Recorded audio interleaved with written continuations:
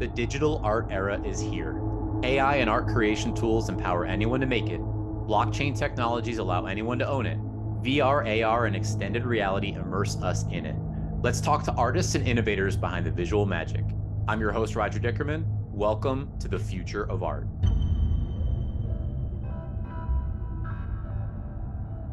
Today, we welcome Niceaunties and Alejandro Cartagena. Niceaunties is an artist inspired by the absurd and endearing behavior of auntie culture, by Singapore, by food, and much, much more. She's telling a story, one about the growing Auntie-verse and one that is unfolding in chapters. Alejandro Cartagena is an artist and co-founder of Fellowship Trust, Fellowship AI, and Obscura. Via Fellowship, he's collaborating with Niceaunties to bring the next chapter of Auntie-verse, a milestone release, to life. This interview is packed with gems about creative inspiration, about process, about structure, and so much more. Please enjoy. Let's get to it. Alejandro, Niceaunties, welcome to the future of art. Hey. Hello, how are you, Roger? Thank you for having us. It is so nice to have you both, not only because I have ample respect for each of you, but this intersection right here represents the starting line, so to speak, of my fascination with AI video art. And so I find this to be a particularly meaningful one for myself, now obviously having expanded those horizons, but it really did start with getting fascinated with Niceaunties' work. So I'm excited to dive in. Thank you, Roger. That was really kind. I appreciate being here. The first question, and really the only guided question that I ask before we dive into whatever lights our minds up today, is what does art mean to you? And Alejandro, if I could field that question to you first, what does art mean to you? And then Niceaunties, you as well. Sure, it's a very provocative question, yeah, even though it feels very innocent. But I will stand behind this idea that a contemporary artist friend of mine from here, from Mexico, pulled me aside and kind of guided me towards this place where I was not going while being an artist. And this is what he said to me and what I believe today, what is art. And he said, there's so many places in the world where meaning, understanding, factual, and everything that makes sense, or things that make sense, exist. Art is that place where we go to make no sense. And it's a place that we need to protect because culture, society has let humans be there and go there to think of things that have no utility, has no function, and where we can expand our understanding of us as humans because we're thinking of nonsense. And it changed my life, to be honest. And it made me broaden my horizons as to what I accepted as art. And it actually calmed me so much, because I don't know if it happens to you, but going to contemporary art museums and looking at contemporary art, I was always like, what is this? Like, why am I even looking at this? It doesn't make any sense.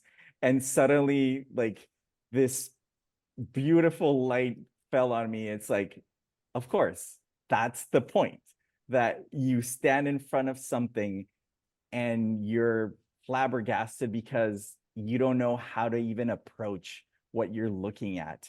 And that's the magic of art, to put you in a place that's completely unexpected. I hope that it's a good answer.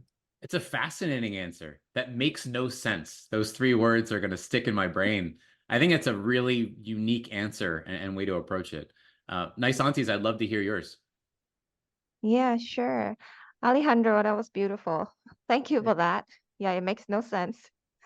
Well, so for me, art is unencumbered, unfiltered self-expression, like a child would do a drawing, uninfluenced by the world and social expectations, just drawing and creating something from your heart, from yourself by yourself. And I think that is art. So self-expression essentially and freedom.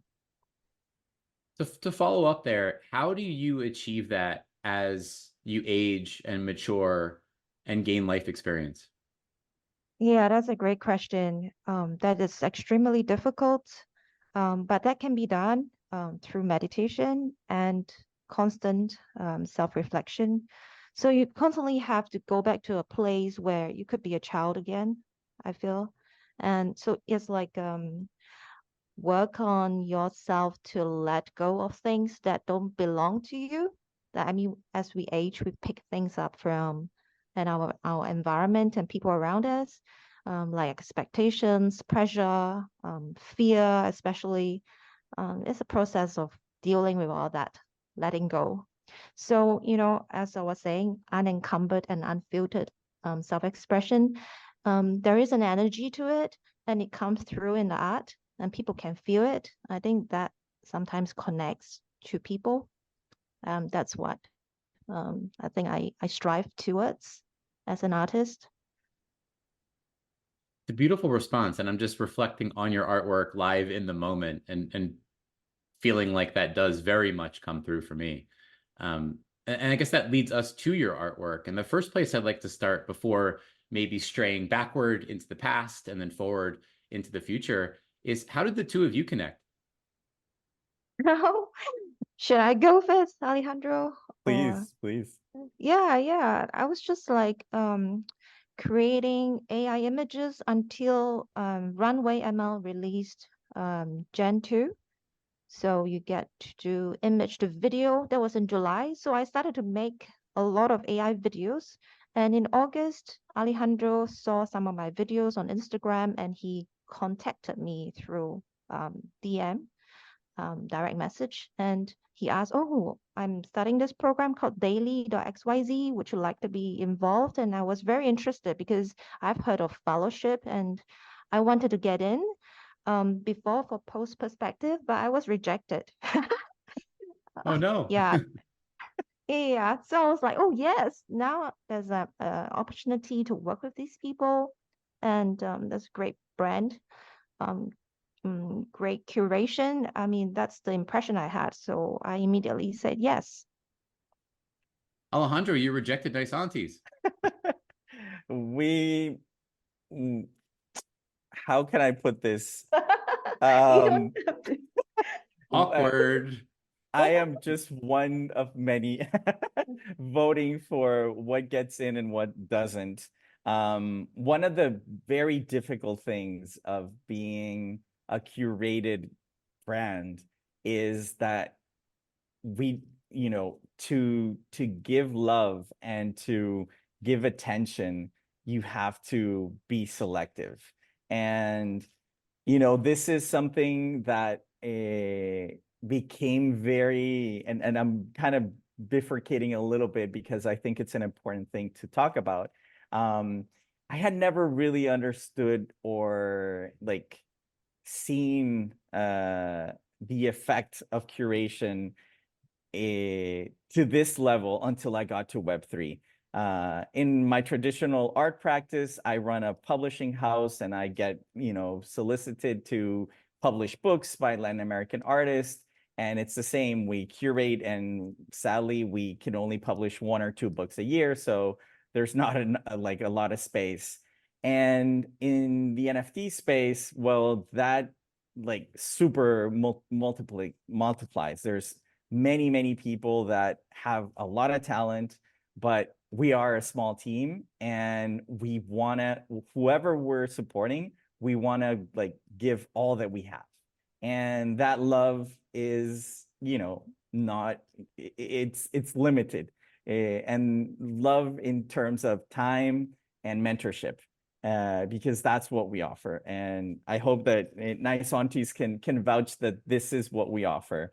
And one of the things that we've been doing is trying to help voices like Niceaunties find larger audiences. One of the most difficult things in art is distribution. How do you get great art to great collectors. This is the like the big dilemma in art. And NFTs are like this magical thing that can really push us forward to a better distribution system of art. And to do that, we believe in very strict curation. And that is part of my building the context of why Niceaunties didn't go through in her first approach to us. But the stills, and back to your question of how we actually met, I was in Los Angeles actually during a book fair presenting books with my publishing house with Latin American books and artists. And I ran it with my best friend Carlos Lorete Mola. And I remember like flicking through Instagram and spotting a video of Niceaunties calls them plastic friends. And I instantly thought, okay, this is it. I mean, AI video is coming.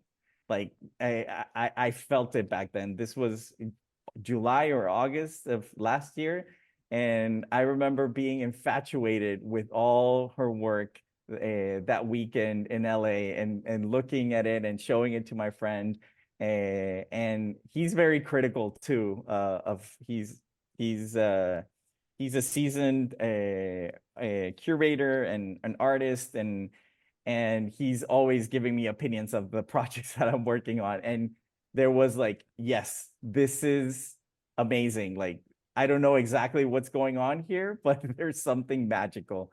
And to my surprise, Niceaunties responded back to the DM, which doesn't happen all the time because there's been artists that I've really liked and I've reached out and I get radio silence, and sometimes there's magic and they decide to say, yes, I'm interested. I'd love to learn more. And this was the case with Niceaunties, and here we are. I mean, we've built, I think, a beautiful relationship that is for the art. How do we make that art be in the hands of more people and in a thoughtful manner, in a caring manner?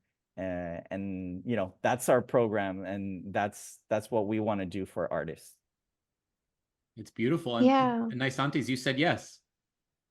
Yeah, absolutely. Actually, joining fellowship is like one of the best things that's happened to me last year. And I was joking earlier, really. I mean, when I applied to Post Perspective, I literally just started working on AI. So no way I was ready for it. I think I joined daily at a perfect timing and really is a godsend. Wonderful marketing, wonderful support. And Alejandro is constantly pushing me to be better, pushing me to sort of, how can I expand my skills and expand my scope of work. I really appreciate that. It's like mentorship. Okay. So the big question, where does Niceaunties come from in the first place? Well, I was in the middle of this great excitement of finding AI. I was like, wow, this magic tool. I can just prompt text and I get these amazing images. And I thought, okay, I needed a big guideline, a structure to work with. So everything that I do has some consistency. It's just the way I do things. I just didn't want to go all over the place and not have a story or a direction.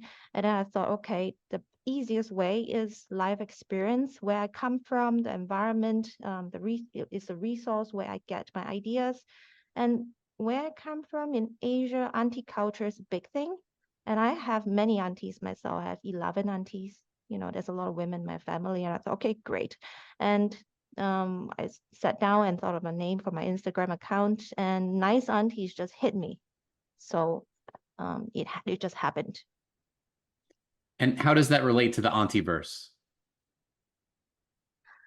Well, Niceaunties is essentially a world building project.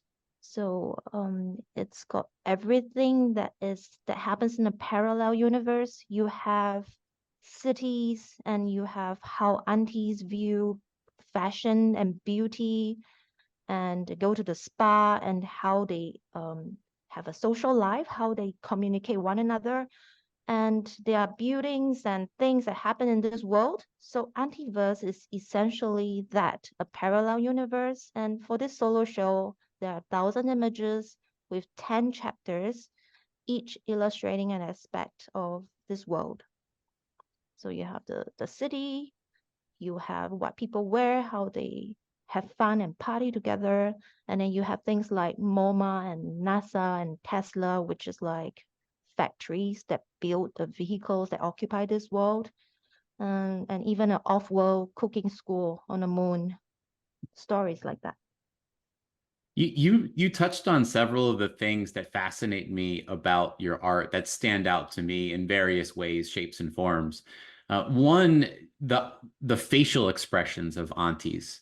Two, the incorporation of food and cuisine. And then three, the naming, the various names that you give your artworks, which arguably, outside of maybe a lead thumbnail, is how I experienced you first. I Niceaunties, and then these wildly creative names like NASA and Tesla with the acronyms and the breakdowns. And I was chuckling almost before I dove into the videos themselves. So please, I know I mentioned a number of things, but please dive in further to any of those aspects of your art.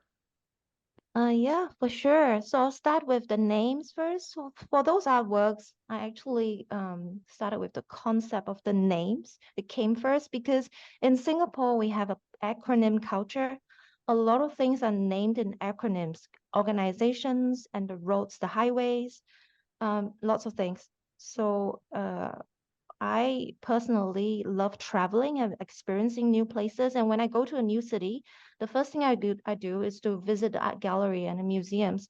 So my partner asked me why I have not made a gallery for aunties, you know. So we came up with the idea of the Museum of Modern Aunties. I've just visited MoMA in New York. So I started to imagine what it may look like on the outside, in the atrium, in the gallery spaces. So it has a touch of reality, but in a completely parallel universe. So I think sometimes the most fun ideas have the closest link to reality, and it connects to the audience. So that's how MoMA came about. And similarly, I started to think of famous names, famous acronyms like NASA, and I thought, how can this relate to Auntie World? So it came out with Niceaunties Sushi Academy. And why food? Because you know, food culture is a big thing in Asia. And whenever I see my aunties, my family, we're always meeting over food, and they are all experts at cooking. So they all have their own specialties. So they feed you constantly and then call you fat, like, you know, have you put on weight? Yeah, it's just an irony in it. I think like all women here um, exhibit that sort of behavior. So that's why food permeates the entire story. I think it's kind of sweet and endearing. It's very a big part of auntie culture. What was the other thing you mentioned? Facial expressions. Yeah, facial expression. Okay, I think you know, my family, they meet up very regularly. My parents' generation, they are the baby boomers generation. So my grandparents had like 20 grandchildren in total. So my parents have lots and lots of siblings. So they still meet up regularly, like every fortnight. And whenever they see each other, they will shout. They will speak at these like really high volumes. I'm like, wow, why are you so angry? Why do you shout at one another? And they're like, no, no, no, we are not shouting. It's just that we're used to it. So it's all very dramatic. I mean, it's because they grew up in villages, and they say that the distances are very far away. So they had to shout at one another across the courtyard or something. So they are used to speaking in very loud noises. So when I see them, they're always speaking in these like with dramatic facial expressions. So I guess I wanted to exaggerate it and bring that into my art. It's like my experience of my family and the previous generation, which is very different to my generation.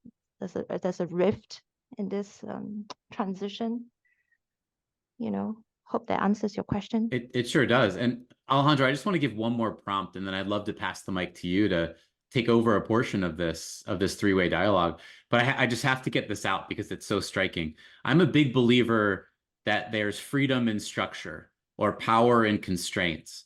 And Nice Aunties, as you're talking through your art and your experience, it really does strike me how you are, in my words only, productively constraining and allowing yourself such wild creative freedom within it. And you talked about it relative the through line, which is Nice Aunties and the Auntie-verse. You spoke about it relative acronyms, right? The practice of using acronyms to make sense of something logically. You referenced that in relation to the real world experience of the MoMA and actually using that to inform the direction of the art itself. And I really enjoy this concept of structure, and I see you having so much fun within it. Yeah, totally. I mean, I grew up in structure. There is so much to respond to if somebody feels like there's a lot of control and discipline. Um, so you could go along with the flow. I mean, on this planet, we need structure to live our lives, right? I mean, to organize society and all that. But there's also the fun of rebelling against it in many ways. So I think similarly in art, there is the use of irony and contrast to respond towards the structure, like how things are supposed to look, and then you do something else completely different or bring in some element that creates some sort of jarring dichotomy with it. So it's like a collage way of creating something, creating art. So you have structure and then you have something completely organic or impossible. So I really love that tension between these different energies and elements. Is that a very abstract answer? Yeah. No, I actually think that's a beautiful answer. And I was actually talking to a collector yesterday, and I have to say that 80% of the conversation was about your work, Nice Aunties. They're from Spain. This is somebody in their 60s, and they can't get enough of the work that you're doing.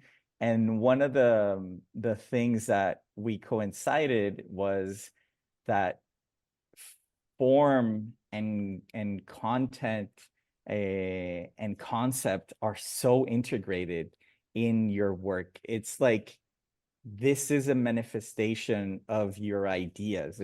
It's like we're looking at work that is inevitable. There's no real construction, and we went back and forth about this idea. It feels effortless because it feels so unique and so original. And part of this context that I'm building is to ask the question of, where did you understand like, did you see that connection with your work and with yourself right at the beginning of 2023 when you started using these AI tools? Or did you have a moment of transition between finding actually something that you resonated with? Or was it an instant, yes, this is something that is voicing myself and my ideas? Or was it a fumbling process towards that? Well, I think prior to Nice Aunties, I have been working on myself, like asking myself the question, who am I? What do I stand for the past few years? So there's always this ongoing self-reflection going on. And so when AI happened, I felt like it accelerated this process. So in the beginning, of course, because I have to familiarize myself with the programs, it took a while to get the narrative going. Um, so when you're sort of absorbed in the tools, it's about how to communicate with the tools to get it to do what you want. And as we know, AI in the beginning is not that specific. It's getting better, a lot better. So in the right at the start, I was making things that's a lot more related to what's real, like social events, albeit exaggerated and a little bit crazy and wild looking. But as I familiarized myself with the tools and more tools were developed in the course of last year, I started to go into more surrealism and develop this idea of things looking kawaii. So it's kawaii meets surrealism. And I was able to integrate more and more ideas. So there is definitely progression from the beginning till now. And then as we know, the more we create, the more ideas we have. And then the more ideas we have, it sort of becomes exponential process and growth.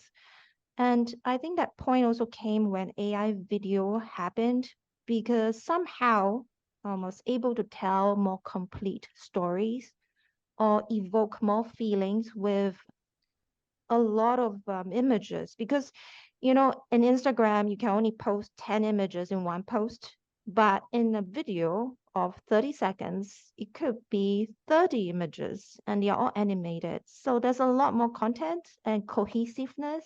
I think that is really a important point, a turning point in my development. Yeah. That's fascinating to hear you say it out loud. And even though I've been working with you in the curation of the project, it kind of falls on me how that is evident in the different chapters. And you go from these almost factual moments into these absolutely imagined moments, and the collectors and the general public will have a chance to see that. And now that you've said it out loud, I think people will notice that and will look for that thread. And one of the like very, very hard things for an artist to be able to do is build a narrative arc. And for me, being an artist 20 years, it's taken a lot of time to figure out what is my narrative, what is this arc, and how the very innocent and very playful and naive projects I was doing 20 years ago, how does that connect to the projects I did 18 years into my career? And there's something that happens with AI and the iteration capabilities that these tools have, that arc happens way faster. I mean, we're looking at a year's work with this project Auntie-verse, but it feels many more years, like a real maturation of a vision of how to talk about who you are as a human being and as an artist. How do you envision moving forward? How does that arc keep pushing forward? Because this Auntie-verse, it's 10 chapters. That is a huge world. You know, those are many parts of it. How are you continuing to expand that world into the future? Are you already on that? I mean, did we cover all the chapters, or are there more chapters of the Auntieverse that are still hidden and are still like marinating in the background? Funny you asked that because I was just thinking before this interview, um, I have not even begun to scratch the surface of Auntieverse. You know, I mean, we have covered 10 chapters, and I felt like I have just been building the base, the bones of this world, and there's a lot more that could go into it. You know, I have not even begun to explore the fears of aging and what it means to be actively aging, and also things like the stories aunties tell you while growing up. There's so much like urban myths and aunties recipes. I thought of making a cooking show actually. um, and there's so much more. There's so many quirks and funny behaviors and attitudes that I would love to show the world, that's unique to my culture. Yeah. That's, I mean, I got chills when you started saying that. And this is something that I think is so unique about your art and your project as a whole, is that it's already there. You're just signaling us to pay attention to something that is already there. And this is, I think, maybe one of the things that make me connect with your work, because that is kind of how photography works. We go out into the world and suddenly we see something and it's like, oh, that seems interesting. I'm going to point my camera towards that.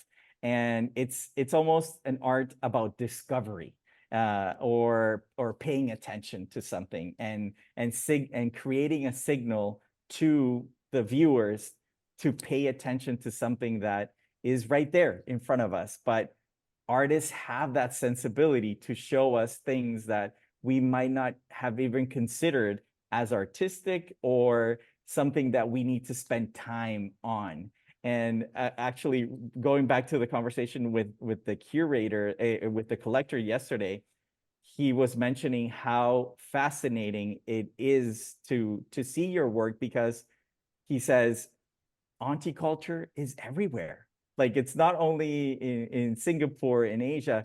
He was saying in Spain, we have aunties. We have those people who have, so much experience with life, have been through so many things, and they get to that moment where they don't care about society and rules, and it's like they just want to be. They've had enough, and Yeah. they deserve to just be.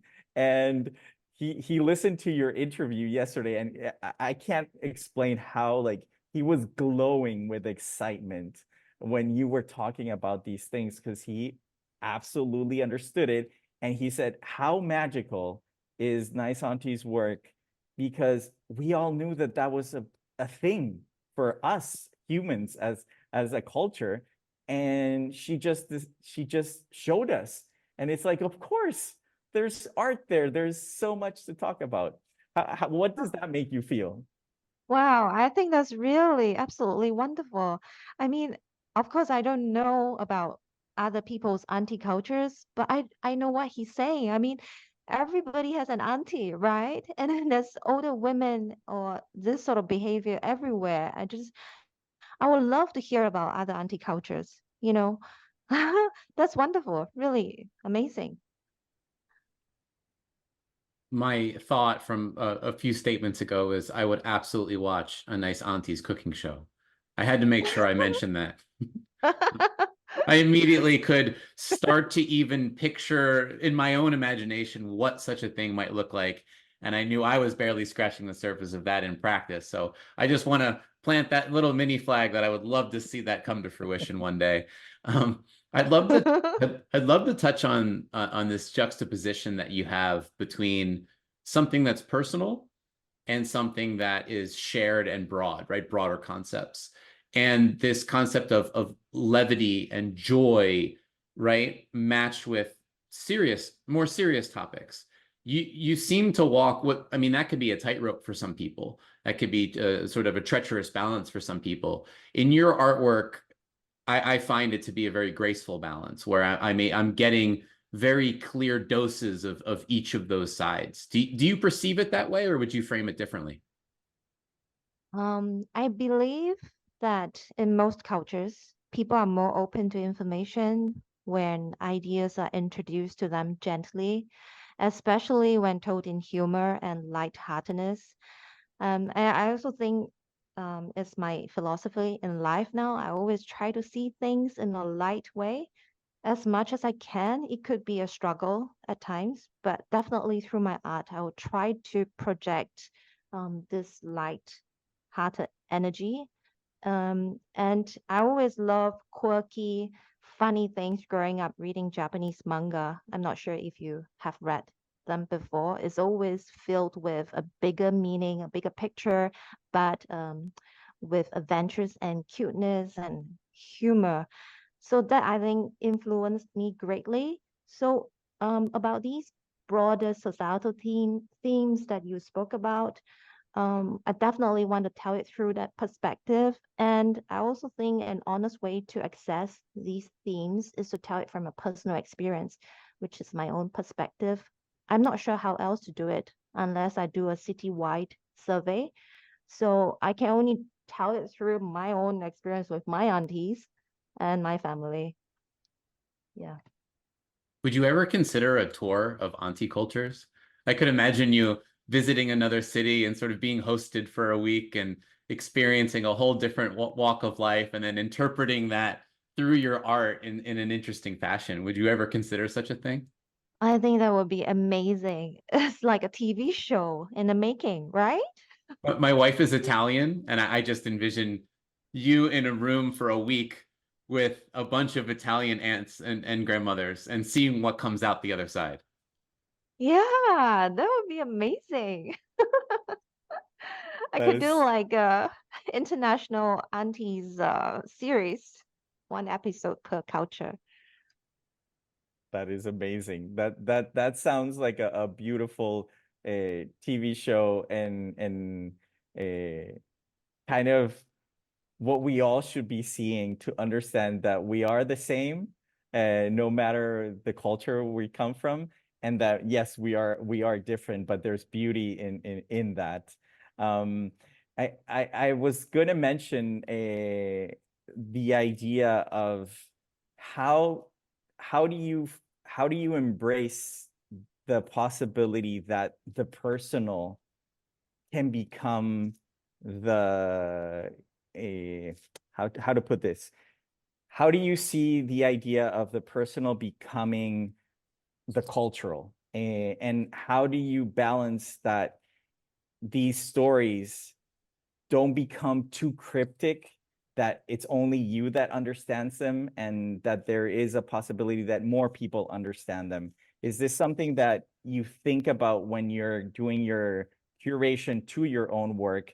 Do you cut out things that you feel this isn't, people are not going to understand this, or do you embrace this is so strange and so peculiar that maybe this is why this should be shown?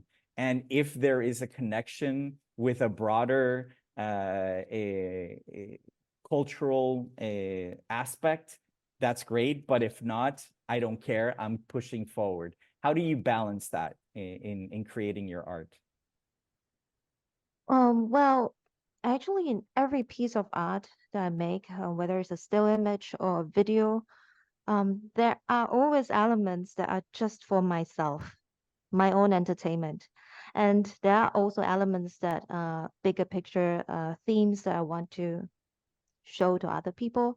Like for instance, in Auntie-verse, there is an image of these aunties just gathering around, watching the traffic at a roundabout. They're just like sitting there, giant aunties, in a typical social setting, but they are sitting in the most unlikely place. So it's like it's so strange because old people do sit around the city watching the city go by. Do we ever see them?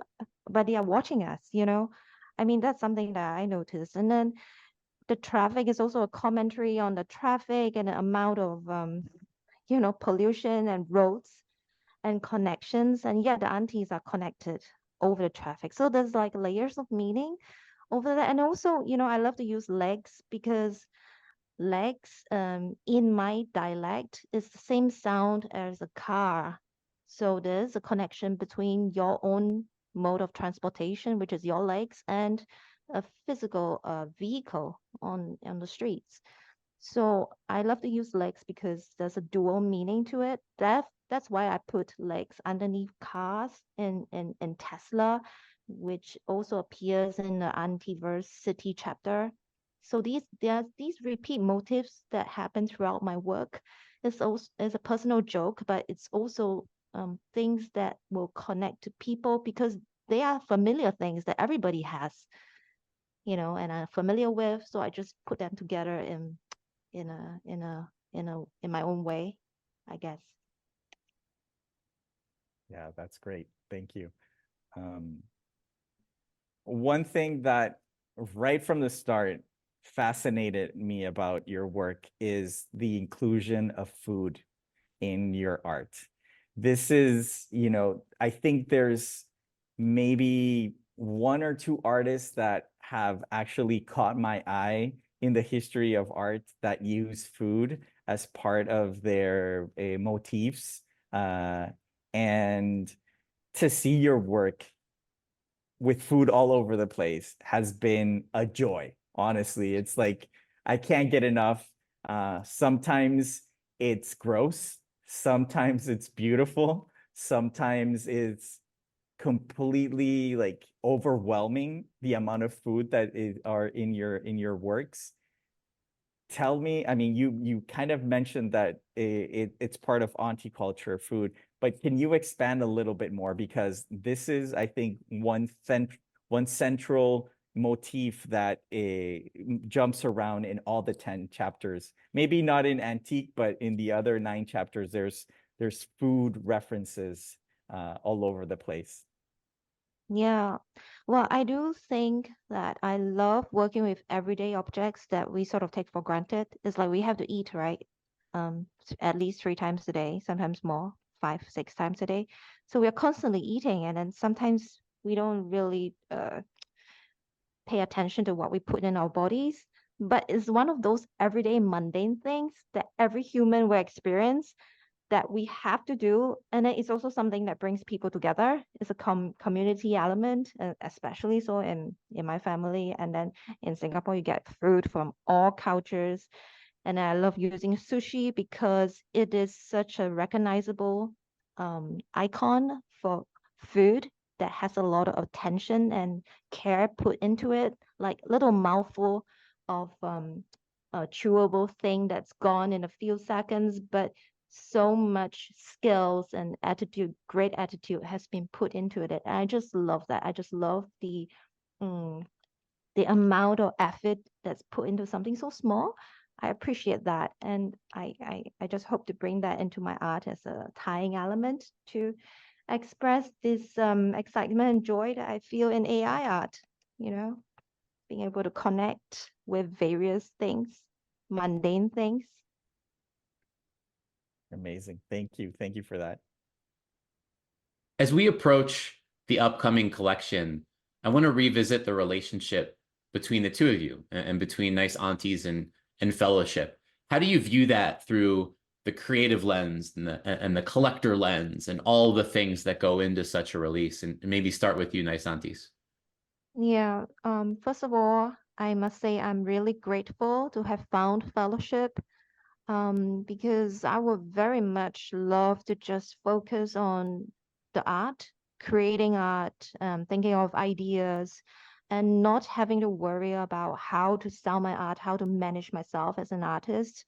I'll just leave it to the experts, people who have a lot of experience. That's why I feel like I'm extremely fortunate to meet Alejandro and Fellowship because they are very good at that and they just take care of these things for me. And that leaves me all the space I have to create art. Yeah. And this is part of why fellowship exists. I went through the struggle of being everything, my everything person. And it was even harder being in Mexico and not being in these hubs where art emanates and there's more circulation and there's more opportunities like LA, New York, Paris, etc. And I've always felt that if an artist has this opportunity, this a structural opportunity where somebody is supporting their art practice, you can go very far into what you think you can do.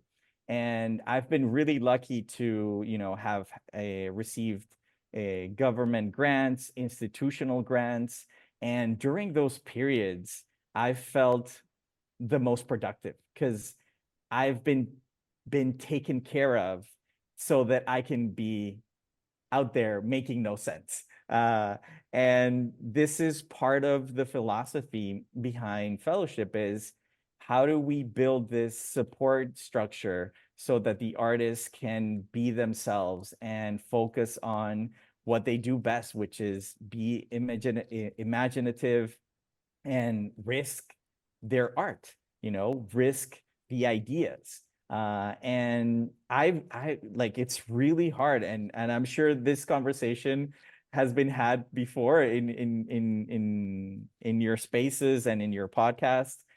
It's really hard to be marketer and artist at the same time. It's a really hard balance.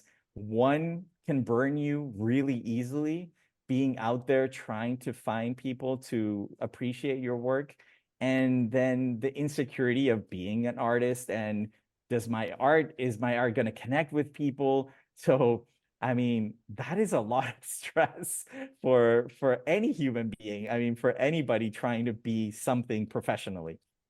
So I think as far as we can, we try to be mentors, supporters, and try to build a friendly and very loving atmosphere where the artist feels nurtured so that they can do what they love. And with Niceaunties, it's been a match made in heaven because of her experience in architecture and understanding that teams are very effective when everybody knows what they need to do in order to move something forward. And I think that has been a really beautiful connection. And I love working with her because she understands what we need to do to help her, and she understands how much she needs to push for us to be able to help push those ideas out into the world. And not saying that she couldn't do it on her own, because she's so magical, and I mean, she doesn't need anything, and she would have great success. It's not about that. It's about support, building a support system so that it's even grander and more eloquent and more beautifully put out into the world to find those connections with collectors, which are like, it's the closing of the circle. You can be an artist and have these great ideas. You can do great art, but that finishing part of finding collectors and finding homes for your artworks is vital for you to also get confirmation that you're actually doing something that people connect to. And not that this is the only way to be an artist. You can do art and never show it to anybody, but as a professional artist that wants to live of being an artist, this last part of the life circle of art has to be closed. And this is something that we know how to do and we love to do because we like to tell stories. We like to tell the stories of the artists, the stories of the artworks. And it's our experience in the art world, in being an artist, being a gallerist, that we bring to the game. Alejandro, what do you look for on the other side, on the collector side? I know that Fellowship and Daily have done some smaller curations, let's say of 16 video pieces, one-of-ones, that are all open for bidding at the same time. And then now we're about to step into 1,000 artwork release with 10 chapters to it. So a much more sort of robust outcome. But what do you look for on the collector side? What's your perfect world for, let's say, a smaller batch curation or a larger project like this?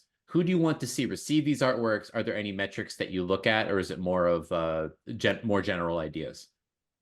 I think we go for two. I mean, there's different types of collectors, and there's two different main types of collectors that we feel very connected with, and there's many more other types of collectors out there, and we also embrace them participating in the collecting game or endeavor or party. And the collector that we really strive to connect with is looking for an intimate relationship with the artwork.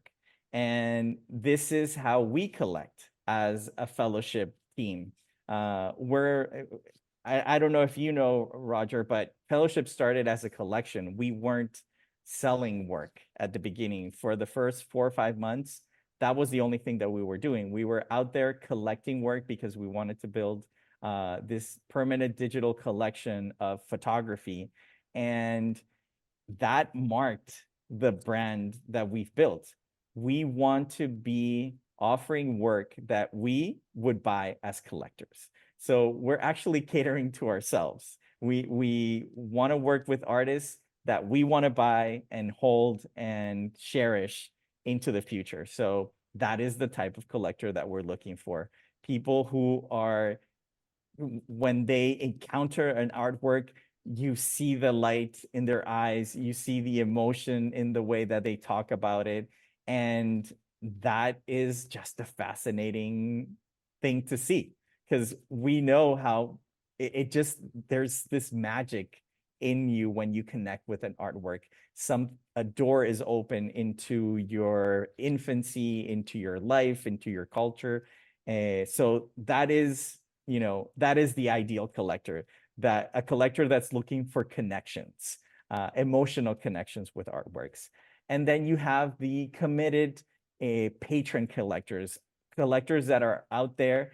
Yes, they have a connection, but they are thinking of, they want to see more, they want to support a career. And so they're buying because they want to be part of the story that supports an artist that has a vision. Those are beautiful collectors, maybe less emotionally committed to the artworks, but committed to the support system that is needed for artists to be artists. And then you have the broad set of collectors that have let's say, short-term connections with artworks. They might be fascinated for a week and then they're ready to let go of the artwork. And those collectors are very important also in the ecosystem, because they bring and protect works for the other collectors that are, one, wanting to support the artist, or two, to connect emotionally with the artist. So I think those three are vital for us. And you can see in the way that we work in releases, we cater to all three. And with the Auntieverse release, we're thinking of that. How do we talk to the collector that is going to buy the piece and they're just going to be so emotionally committed to it? How do we do a mechanic for those collectors? And then how do we do the part of the release that is for the patron type of collectors that they just want to support the project? And then how do you connect with the collectors that are speculating and looking for, maybe I'm going to connect, maybe they're the uncertain collector, let's call them like that. And so this 1,000-piece collection is the broad collection that will connect with all three. When it's a smaller batch, we know that we're going for the emotionally connected collector, because there's such a small amount of inventory that is, we're almost certain that is the collector that we're going to connect with. And I don't know, there's something that happens that's what ends up happening in most cases. When we do those small releases, there's very little secondary volume, because the piece ends up with the people that want it from the start, and that's it. And it happens over and over again. So I think there's space in the NFT and in the art market for all types of collectors, and we try to build those different opportunities for collectors. It makes a lot of sense. And Niceaunties, as you get close to a release, and let's say the work, so to speak, the artwork is complete, but there's a period of time before the world fully sees it and has a chance to engage. How do you handle that time? Are you a nervous wreck? Are you already working on other things and when it comes and it's no big deal? Or is it somewhere in between? I think it's all of the above. I'm a nervous wreck, and I'm also already working on something else. I'm actually working on several things at the same time, because I can't, I'll get really bored if I just do one thing. So I have to split my day into several parts where I just hop on and off different projects. So that keeps me, alive and excited and happy. Yeah. So that's what I'm doing. Well, to the both of you, I am thrilled. I'm thrilled that your artwork is going out to a broader subsection of people, of collectors, of the space. I think selfishly, I almost wish that wasn't the case. Alejandro, Nice Aunties, I'm not sure if you're aware of this. Alejandro, I did tell you this story. I thought that my fascination came at an appropriate time where, and by the way, for listeners, in case you're not aware, Nice Auntie's work has been on the rise. Let's just put it like that. And it's been over, let's say a condensed, Alejandro, what do you think? A month and a half, 2 month type time period? Yeah. So somewhere within the early stages of that time period, I thought that my fascination was peaked at the appropriate time, that I'd sort of be able to sneak in there. And I remember going on a trip. And when I was on the trip, I had a good friend of mine agreed to help me acquire an artwork that really captured me. And the bidding was very, very low in the early stages. And I said, yes, just before the herd, here we go. And then that was the almost exact moment that Flamingo Dow spoke out that they love Nice Aunties. And then it was game over for your friend Roger. Which artwork was that? It was so I've been racking my brain for the title, but it was the creature that goes on a journey and ends up in a bathroom and then goes through into the Auntie-verse at the conclusion of the video. Oh, How I Got Here. How I got here. There we go. Cool. So interacting with artwork from the collector side is so fascinating because, as we know, digital artwork can be appreciated by all. And in the end, when there is a collection or ownership involved, only collected by one. And so I had formed such a strong bond with that artwork. And I remember going through my travels and sitting, I think I was on a plane that day, sitting on the plane and probably watching 10, 12 loops of the video. And I had formed such a strong bond. And then it was just ripped away. Oh. And as you can tell, I'm in very good spirits about it. And I'm very, very happy things have worked out as they have. Thank you so much. I really appreciate that. And with all of that said, I'd love to ask each of you a question, and that is, who should be on the future of art? Alejandro, do you have a name that comes to the mind, never to the exclusion of anyone else, just the first name that pops into your brain as someone who would be great on the show? Oh, wow. You put me on the spot. I mean,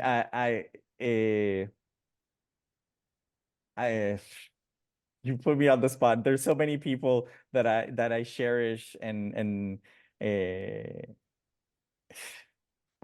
right now I'm very infatuated with the work of Noper. I don't know if you've seen his work, and not only his work, but it's also kind of what is happening with Niceaunties. His artwork is a representation of who he is. He comes from a family of musicians. There's constant curiosity about life, while also trying to be metaphorical about what has happened, the pain that he's gone through, the excitement that he goes through, and it shows up in his work in such a magical way. And yeah, that's my current artistic infatuation, and not because right now we have the release. It's that I've watched his evolution, and again, this is the crazy part of working as a curator, is that you get to see that art being built, and sometimes the artists don't even know that that's happening to their art. So I've been working with Nopper for about 5 months now. And so it's been just so delightful to see that little spark of creative and narrative art building in his work. So that would be my recommendation. Amazing. And Nice Aunties, how about you? Yeah, I definitely agree about Nopa. There are a few others that I feel is evolving in a very nice way, like Ethereal Girl. Ethereal Girl, and Nathan Boy. I'm not sure Mhm. if I pronounced his name correctly. Yeah, and I always look forward to Bang's work, Bang Tibet, because there's always some magic in each of his video pieces. It's so clever. I mean, he has a advertising background, so each piece is like so beautiful and yet so intriguing. I just love looking at his work. All right, amazing recommendations. So a couple names that I know and one or two that I don't. So I'm going to get to work over here. And as we segue out, Alejandro, please share where people can find fellowship and where people can find the upcoming release. For sure. So on the 6th, we'll go live with the 24-hour auctions of what we're calling the omakase artworks of the collection. Niceaunties has done a 100-piece curation inside of the 1,000 pieces. This is going to go live on niceaunties.daily.xyz. And be ready. That's on the 6th. And then on the 7th, it's going to be the Dutch auction, the second part of the release of the collection, also on niceaunties.daily.xyz. Amazing. And Niceaunties, where would you send people if they're interested right here, right now in exploring the totality of your work? Well, Alejandro, can they already go to niceaunties.daily.xyz to have a look? Yes, they can. I mean, by the time that this comes out, yes, it's definitely going to be there. There we go. There we go. Well, listen, I appreciate you both so much. I really enjoyed this dialogue. I was ready for it. As you now both know, the artwork has really piqued my fascination over the past couple months, and I cannot wait to see how Auntie-verse evolves over the coming years. Well, thank you. I really appreciate that. And that was really enjoyable for me too. I appreciate you both. And Roger, you have been absolutely professional. Thank you for that. Thank you. And Alejandro, you as well. Thank you so much. Same here, Roger. We've crossed paths so many times. This is a delight to finally get to talk to you and share ideas about what we are so passionate about, which is Web3 and art and artists. So a delight to talk to you today.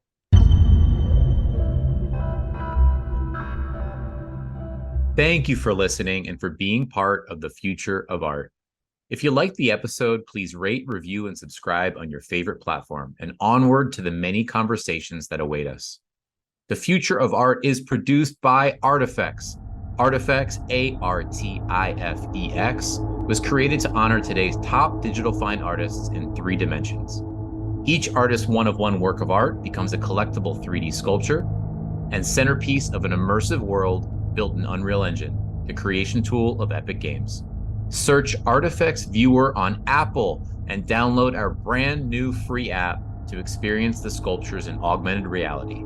And visit artifex.art/unreal to literally step inside the art on your browser.